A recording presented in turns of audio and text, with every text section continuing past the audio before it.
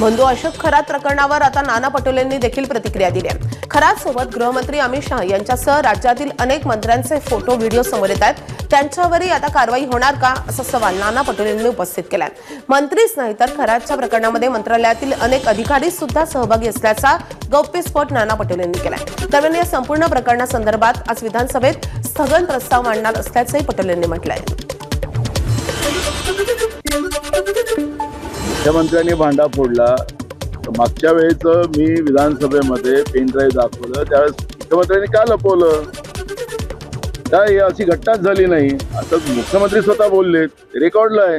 आपण प्रश्न आहे म्हणून उद्या स्थगनच्या माध्यमातून सरकारला या सगळ्या गोष्टीचा खुलासा द्यावा लागेल आणि वेळ आला तर सरकारला राजीनामा द्यावा लागणार।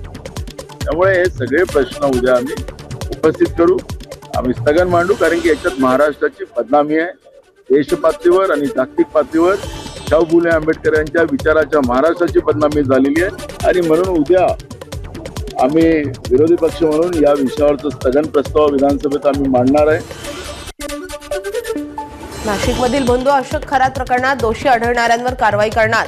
यात अधिकारी असो, लोकप्रतिनिधी असो, सगळ्यांवर कारवाई करण्यात येणार असल्याची प्रतिक्रिया गृहराज्यमंत्री पंकज भोयर यांनी दिली आहे। प्रकरणाची व्याप्ती लक्षात घेता आणि अनेक प्रकरण हे महिलांशी त्याच्यामधले काही गोष्टी महिलांशी संबंधित असल्यामुळे प्रकरण संवेदनशील आहे, म्हणूनच त्याच्या SIT प्रमुखपदी एका महिला IPS अधिकाऱ्याची नियुक्ती त्या ठिकाणी करण्यात आलेली आहे। याची सखोल चौकशी केल्यानंतर त्या ठिकाणी जे ह्या चौकशीमध्ये दोषी आढळतील त्या सर्वांवर कार्यवाही करू।